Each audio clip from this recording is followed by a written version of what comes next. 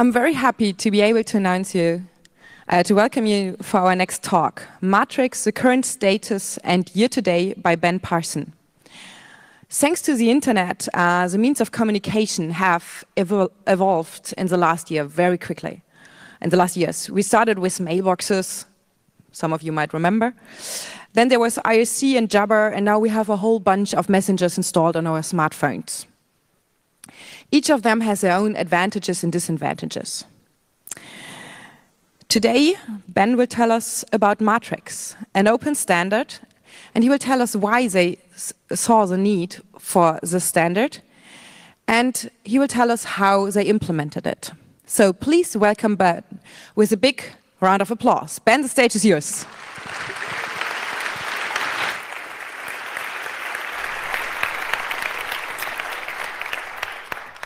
Hi, everybody. Welcome. So I'm going to tell you about Matrix. And before we talk too much about this, I just want to get a quick show of hands. Can you tell me who has heard of Matrix before? Wow, that is probably everybody. Who has used Matrix?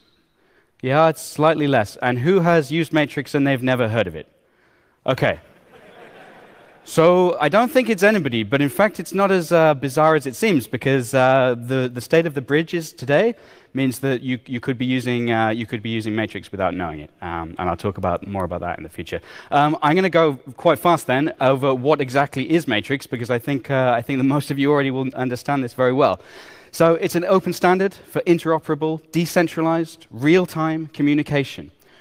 What do we mean by these things? It's interoperable. It's an open standard, which means that you can connect different parts to it. You can connect different modules. You can connect to other outside services, including proprietary services that wouldn't otherwise make it easy to do so.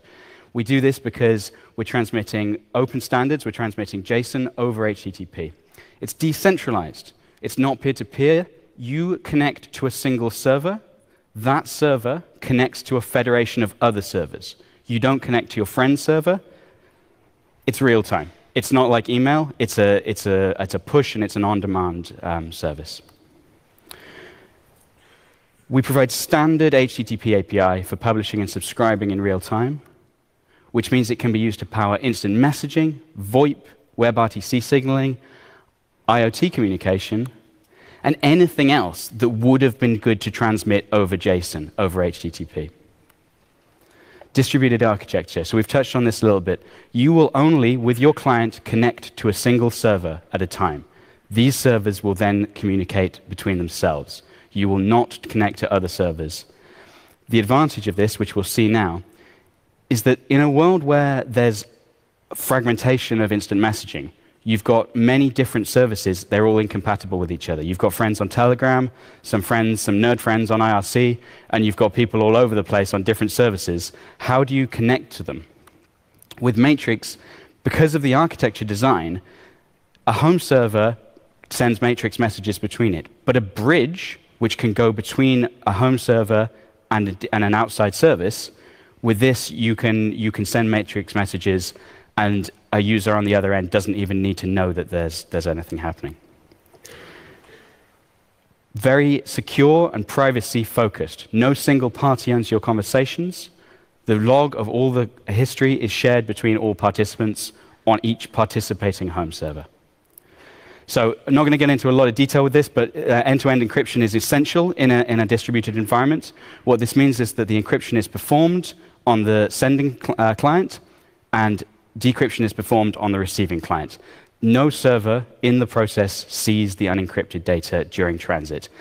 We have a new double ratchet implementation called OLM.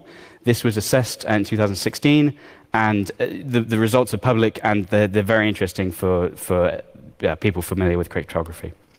End-to-end encryption presents a UX challenge. We must turn it on by default. This is the next step. We need to be able to cross-sign device keys. This means that if you have multiple devices, you have a separate key for each conversation for each device. This turns into a lot of keys, and we must improve the UX for this.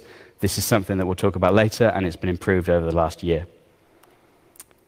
So I know you all know it. I'm going to go really quickly through exactly how it's used.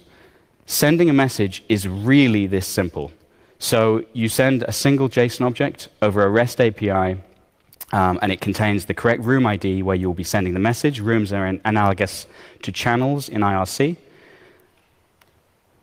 And if you compare the previous slide to this, you can see that sending structured data is very easy because the message content itself is simply a JSON object which we will be sending over REST.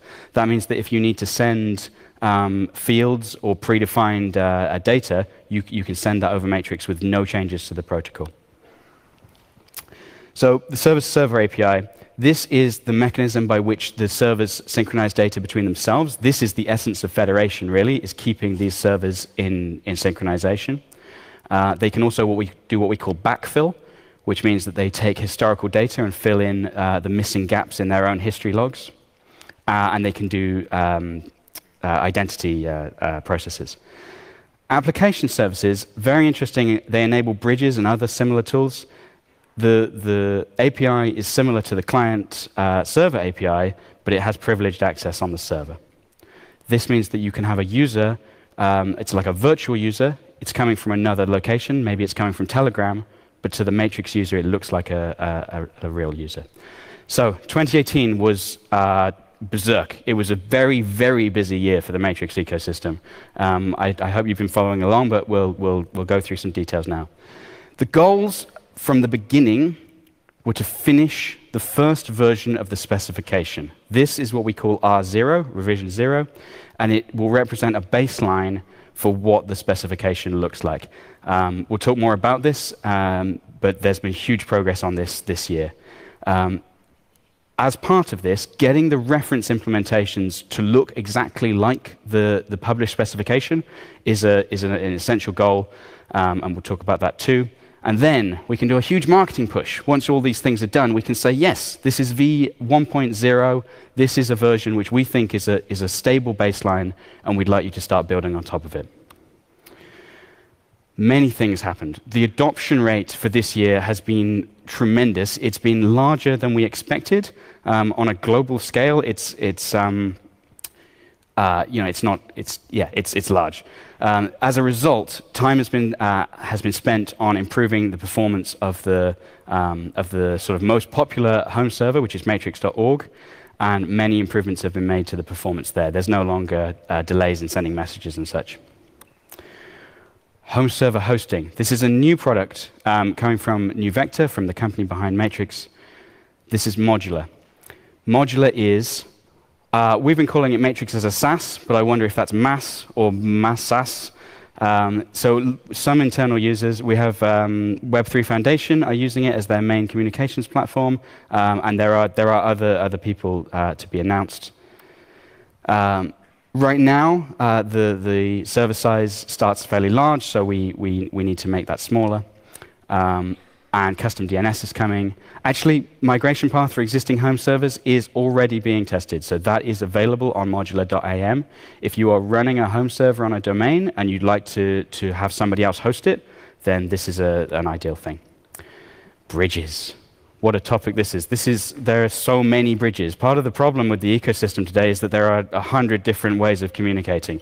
And while this is wonderful, having some consistency is really helpful. So this is a sort of zoomed-in diagram from what we saw earlier.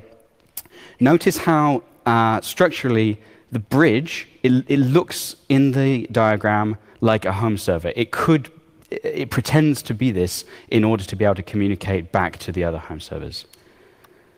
Node.js is a very popular stack for this. Of course, there's no reason for it to be Node.js. There's no reason it has to be Node.js, but it is the most popular baseline for the stack. So IRC, probably the most popular bridge. In terms of the users of Matrix, IRC was a hugely popular platform before. Performance issues in the past are, I'd like to say in the past. Right now, IRC performance, bridging to matrix.org, is extremely fast. We have somebody working full-time on bridges, and a huge amount of his time has been spent this year improving this performance. Stability, no more mass rejoins, and a new feature, replies, supported natively on the Matrix side. libpurple. So this is a brand new library, started from scratch this year, created to support protocols available through libpurple. Of course, the number of protocols through libpurple is itself a lot. So this enables a whole new world of bridging. Oops. Hello. Discord bridge, new maintainer, many fixes for performance. Discord is, we're seeing a lot of people who want to use Matrix who are currently using Discord. We're finding that it's a major place where people are moving away from their current product. And yeah, we've seen a big uptick in usage of the bridge this year. It's now at version 0.3. Slack. Slack has been again updated, rewritten with a new version that uses event bridging. This is using Slack's own APIs. And if you're hosting this on riot.im, then it is a single click. It is just a case of adding your room. The bridging is instant, and message passing is instantaneous. Gitter, I don't have the specifics, but huge amounts of performance improvements this year. XMPP, this is the big one of the weekend. So this is a real thing now. XMPP is being bridged live. There is a live XMP muck running at, well, you've got the address there. We have, this has been developed pretty much at the assembly where we've been sat for the last 3 days. And yeah, huge thanks for the XMPP folk for getting involved and giving advice on the setup of the server. And please come and chat to us if you're using XMPP and are interested in bridging this. I know that that's been a huge thing.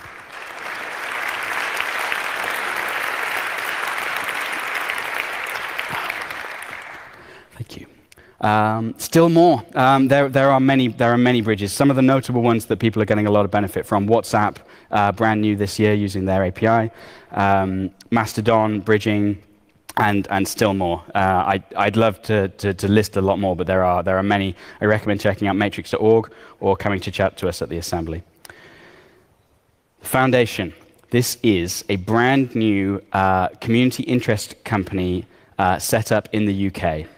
This is designed to separate concerns between the consultancy work, which is being done by the creators of Matrix, and the ownership and stewardship of the Matrix protocol.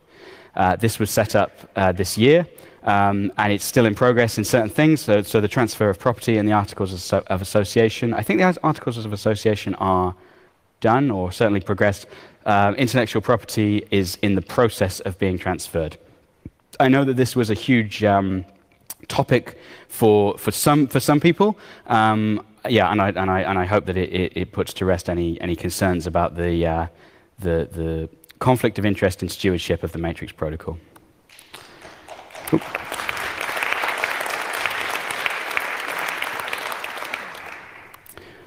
Oh, specification. So this is sort of the big one. This is the elephant in the room. It takes up so much time to write a specification in public for something which is going to be used for many different use cases and implemented by people who have all kinds of ideas about how things should work. Spec progress. This was a known bottleneck for the adoption. We have a single home server. This is Matrix. This is Synapse. But what we'd like to see is an ecosystem of more home servers in the same way that we experience an ecosystem of clients today. There are other home servers in production, including Dendrite, but we'd like to see more from the community. And we would think that once we have a version of this available, then we should see more. Federation API, so this is the server-to-server API. It's expected in January, but client-server API, very stable, lots of clients in use, lots of work already being done on this. Application service API, so this is for bots and bridges, also already ready. And I think this link will take you to the public project where we are watching all the issues related to the spec slowly move from the left of the screen to the right of the screen as more progress gets done. It's just a terrific amount of work, and actually this is even an old image that I haven't updated. Progress on Synapse. What time am I? Sorry. Synapse is the reference implementation of Matrix. It is written in Python, and it represents 99+% of active home servers. It gets regular incremental performance and security improvements. And this has, over the last year, led to a big increase in performance on matrix.org. There's no longer problems with message sending times. It's much less resource hungry than it ever has been. And the installation and maintenance is improved. Lots of work has been done by the community in providing Docker and Ansible methodologies to install. There's never been a better time to install Synapse, even, of course, I would say that. It's also now available in Python 3. This is the default installation method. So yeah, that in itself has given big improvements. Riot. Riot, I'm sure you know, Riot is the most popular client. It also serves as a reference implementation for what the client-server API can do. However, the current design is not always attractive. We get a lot of complaints about the UX. In particular, people seem fixated with the problems with the colors. Apparently, they're not right. This will be improved. People, yeah. So people have very strong opinions about messaging software. And one thing that we kept coming back to was people like the design of Slack. It's functional, it's simple, people like that. Yeah, let's just pay attention to what they're doing. It seems to be a good UX. So Riot will be the flagship. Riot is and will be the flagship glossy client. It will represent the most complete implementation of the client API, and other clients will be available to taste. Big progress with this redesign on the web. If you check out riot.im/experimental, or if you're deploying your own Riot, just check out the experimental branch. This is a dangerous thing to be doing on your own server, checking out an experimental branch, but this is available now, and it's very stable. Looks great, looks much better, looks much more clean, much more accessible for less technical users, people who want just something that's going to be streamlined and work, and improvements on Android and iOS as well. Woo.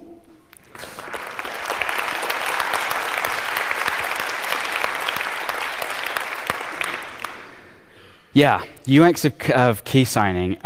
This is a real problem because, as we will have heard before, if you have great end-to-end encryption, that's good, but you need to be able to do that for multiple devices. Riot enables this, but if you have to move keys between devices and you're expecting people to compare long hex strings, users will eventually get used to just clicking OK to everything, which does more harm than good. We will improve the UX on this, and you should look for this in Riot soon. I don't have a slide of this, but you should see the results of this research soon. Riot, brand new Android SDK. So this is going to be written in Kotlin, no more Java.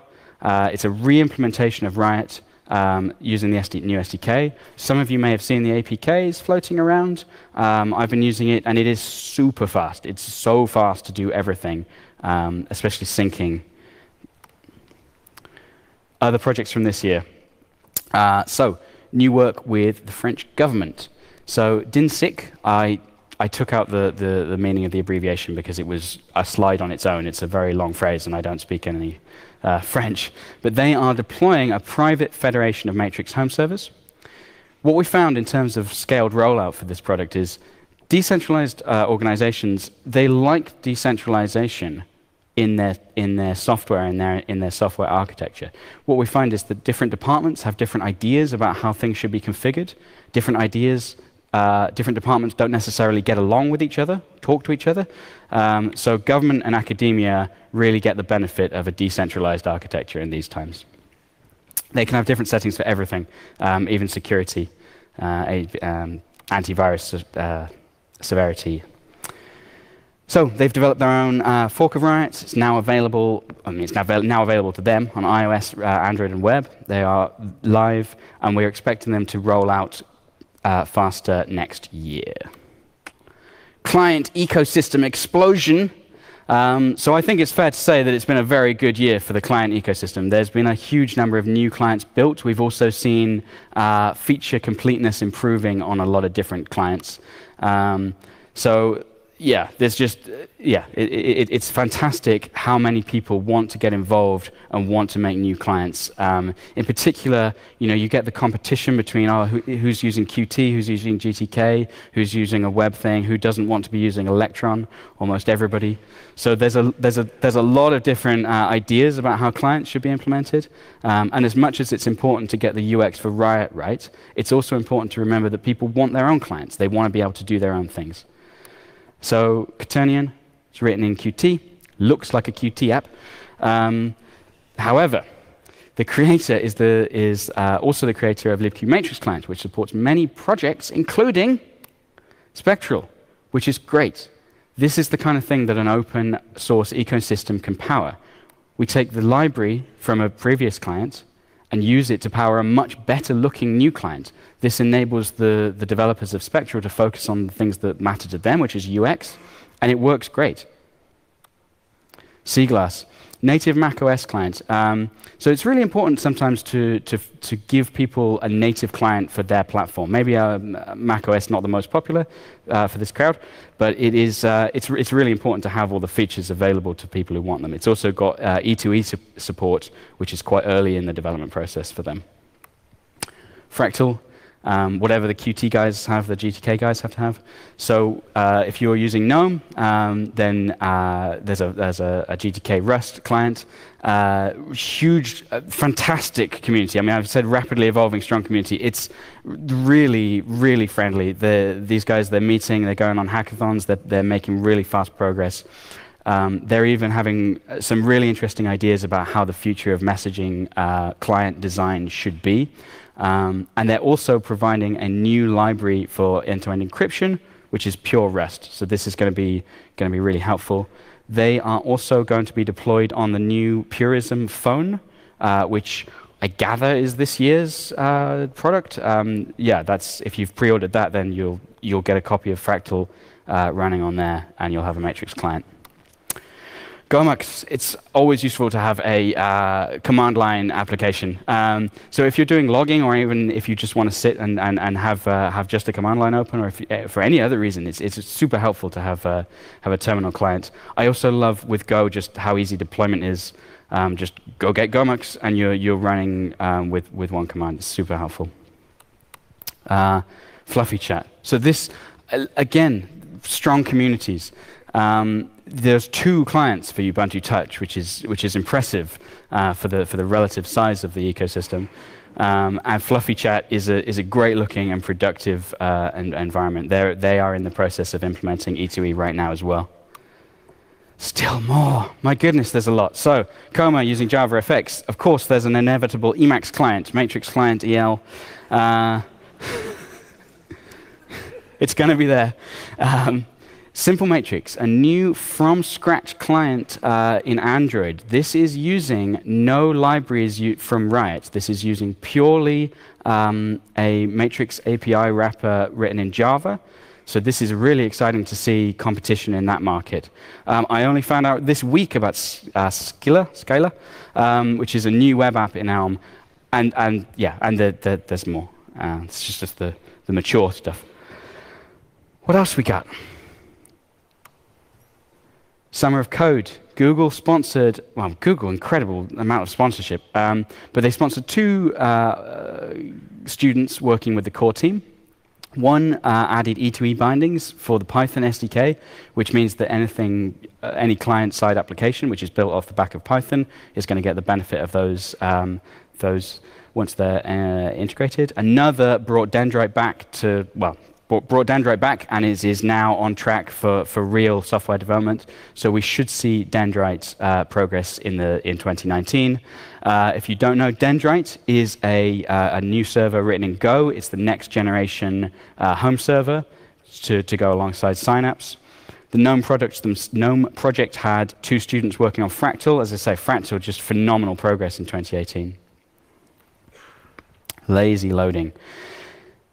Syncing initially can be difficult and it can be expensive because you're downloading a terrific amount of room state to go set up your initial state. You know, the list of members. If it's more than a few thousand, well, that can be potentially huge. This can easily be solved. pagination of the member list, and yeah, what we've seen is an initial RAM usage in Riot of around 6x, which makes massive improvements to anybody using a large account. State resolution. State resolution is phenomenally complicated as a mathematical topic, and I don't even pretend to get into it. However, there is a new algorithm designed to solve previous problems with this. The view of the state should be consistent across all servers. It's a simple thing to say, but it's the fundamental part of federation which many, many projects will struggle with. If there's a fork, the state has to be resolved from two conflicting points of view. This is exactly what the new state resolution algorithm is designed to do. What's next? There's a lot's been done. Most of this will still be continuing, but what else have we got? Dendrites, this is the Go server. Aggregations to be added to the spec. This will allow reactions, as you see in things like, actually I don't even know, iMessage? I guess Facebook Messenger does it as well. And editable messages. So aggregations are, everything in Matrix is an ongoing list of events. Aggregations will allow you to refer back to previous events and make edits to them. Threading. So this is something, again, people want the features that Slack and other proprietary products provide. Threading can enable this. Decentralized, so nomadic identity.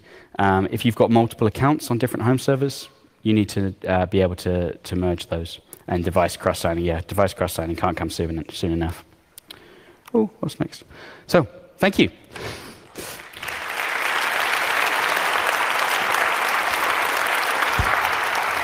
Sorry, faster. So, now we come to the Q&A. So there was a lot of input, but we have the chance to even ask more questions for everything which is missing on the slides. If you want to ask a question, please come to our mics. I see the first people are already there. For those in the mics, two important information. A question is in generally one sentence long and has a question mark on the end. Second, if you speak into a mic, speak closely to it. Not like that, or we won't hear you, like you didn't hear me now. And for everybody who wants to leave because they have to go somewhere, please do this really, really quietly. Thank you very much. So we'll start with microphone number 2 here in the middle. Hello, thank you very much for the talk. Yeah, I have one question for the authentication to the servers. If I choose one public server, authenticate with this, and for some reason this server vanishes, yes. So I can't reach it anymore, no one can talk to me, is there the idea that I might use a different public server and authenticate via a third party?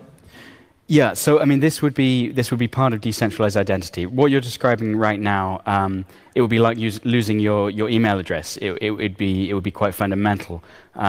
The problem that we face in order to solve this is we must first have a way of linking to Matrix accounts or possibly third-party IDs from other sources in a way that is reliably agreed about across the entire federation. So it is something that is in mind. It is not something that has been spec'd. I should say that we have a new spec proposal process, which is something that's been developed this summer. So I recommend that if you have ideas and a need for that particular use case, then making a new proposal, even if it's just a request for doing that, that would be the way to do it. It's in mind, but I don't think it's been spec'd out yet. Okay, the next question we take from the internet. Oh. Yeah, there are already a lot of questions, many about the cryptography. And there's one question which is talking about bridging. So basically, how is bridging working? For example, if you have encryption and then you have a bridge to IRC, is there any compromise? So, yeah, at any point with bridging, if you are, IRC, at the point where you send out the data to be received by the IRC server, no, it would not be. Yeah, within the network, it is end-to-end encrypted. Outside of that, then no. So I hope that's clear. Okay. Next question, microphone number 4. Hi, thanks for the talk. Where can we find information about the state resolution algorithm you stated earlier? So I recommend probably the fastest and easiest way is to go back through the blog. There has been some discussions about it on the blog. If not, we should be linking it from the docs page. But please find me, because if you can't find it on the blog on matrix.org, then we should link to it better. Awesome, thank you. Microphone number 3. Hi, yeah, thank you very much. Do you plan on improving usage of proxies, or especially Tor with Riot? Because at the moment there are a lot of problems. For example, there's no UI for proxy configuration. You have to do it via parameters in the command line. Yeah. And I tried on Windows, it doesn't work. It uses ClearNet. And also Riot leaks DNS when you do void calls over proxies. Do you plan on improving that? So in general, the short answer is we plan on improving a lot of the configuration of Riot, because, as you say, most of it is command line switches at the very beginning. I'm sorry to say that I don't have visibility on exactly the features, the specific features of Riot. I recommend joining the Riot dev channel to talk about that. I'm sorry for not having more information. But in short, configuration options are something which need to get more attention. Next question from microphone number 2. So this year I've heard that the IETF has been working on the whole messaging layer security working group thing, and I've heard that the Matrix team is pretty heavily involved with that. Could you speak to that at all? I'm not sure what's been done with that. It's a fun working group. They're doing Yeah. a lot of federation stuff with a bunch of different messaging systems. And, This is related to like ActivityPub and so on? It's a lot of end-to-end kind of stuff, but yeah. I don't know. Sorry. I've heard Matrix people are involved in it somehow, but It's not to my knowledge. Okay. Yeah, we are. Thank you. Okay, come afterwards. I'm sorry for not having more information on that. Okay, we have another question from the internet. Yes, one user asks, what's the best way to get into Matrix for Emacs users currently? The best way to get into Matrix for Emacs users currently is to use matrixclient.el. The Emacs community is rabid and excitable, and gave me a crash course in using Emacs when I needed to figure out how their client implementation worked. So friendly guys, but rather religious. Okay, microphone number 2. I've been using the ERC gateway with Hackint, and I noticed the speed improvements. It did seem to get much better. But Hackint is shutting down their gateway at the end of the year, and they're also saying that we should not use the main Matrix gateway, and they have some, I think, 3 specific reasons. Mm-hmm. I wonder if it sounds from your nod like maybe you've heard of this. Maybe you could address some of the reasons and what's coming. I don't know about the 3, but the 2 reasons that I understood were performance in general, which I think we've spoken to, and it has improved. But I know that the frustrations that they had were very real. The other concern that they have is something which has now been is beginning to be spec'd, but was not at the time when they had their complaints, and that relates to customizable message retention. One of the features of Matrix is that the whole history of forever is potentially stored. This is something that they were not happy about. It's a fundamental part of the specification. However, it can be changed so that we can add customizable per message or per room or per custom level retention policies. Of course, this is difficult over federation because you have to trust what is being done on the next server. But if you are able to do that, then you can have custom retention policies. So yeah, I would love to see Hackint back bridging with Matrix. Microphone number 1. You seem to be happy about having a huge... Can you speak a bit closer to the mic, please? You're having a big ecosystem of clients. Yes. Will it be possible for clients to implement features that only work with a specific client? Is it something you want to have, or...?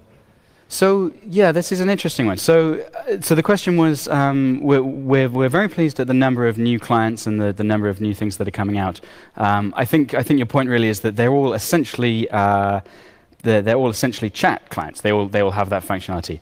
Would we be happy to see use of custom fields in order to enable different client ideas. And absolutely, so there's actually a few examples of that out there already. So we have people who've made blog engines built on Matrix using custom fields. People who've used, they've made like slides. So you type into a Matrix room and it produces a slideshow from this. Yeah, absolutely. You could do different things with different clients. It's just a view onto a room, a client, at its simplest. So yeah, having custom fields is a big part of it. Being able to send structured data, yeah, it's half the value. So yeah. Microphone number 2. Hi, thank you. How is the governance structured for the new matrix.org foundation, and how do you ensure like a variety of voices in there that are not the originating team? Right. So I mean, one of the simplest way to do this is to get people who are not in the community and are not part of the team into the governance structure. So there's a board of what they're calling guardians. This is people who pledge to protect the spec and to keep it free of commercial interests and make sure that it's a neutral communications protocol. In terms of the specifics of the legal stuff, I strongly recommend checking out the substantial blog posts that have been posted about this, because they should clarify, yeah, a lot of specific points. If you had other specifics, then maybe I could speak to it, but it's a lot of legal detail that is quite well covered, in my opinion. Microphone number 3. Since I'm currently in the process of developing an iOS client, I very much would love to hear more details about how you plan to improve the encryption UX, because currently that's horrible and we're struggling ourselves. Okay, yeah, it's a huge challenge. Yeah, that's great that you're developing a new iOS client. Yeah, that's really cool. I'd love to know kind of what APIs from Apple you'll be using for that, because I know that they focus a lot more on iOS than on Mac OS, which has been a problem for the Seaglass team. Yeah, so one of the things is comparing images or comparing shorter strings. The other option would be to have incremental backup of keys. But we haven't actually released any designs around that yet, so please contact me and just tell me more about your iOS client. That'd be really useful. We can talk personally later. Yeah, I think so. I'll stay around. Thank you. Okay, we have time perhaps for 1 or 2 more questions. Sure. So microphone number 1. Hi, thanks for your talk. We talked a lot about chatting. Do you know if there's other kind of applications running over Matrix? Yeah, I mean, so there are sample bridges for all kinds of different things, including some microcontrollers. I've also built a yet to be released sort of demo for Mozilla's Internet of Things gateway. So yeah, there are different things out there. As I say, there's software for making blog posts. There's software for, you know, Mastodon bridging is not strictly chat, I suppose. So yeah, I'm not sure how many examples there are, but there's nothing stopping anybody who needs to transmit structured JSON using it for anything else. Messaging is just the most obvious thing. Thank you. Okay, time's up. I'm sorry for those who still have questions. You can just come up afterwards and perhaps talk to him in person. And yeah, let's finish this with a big round of applause for Ben.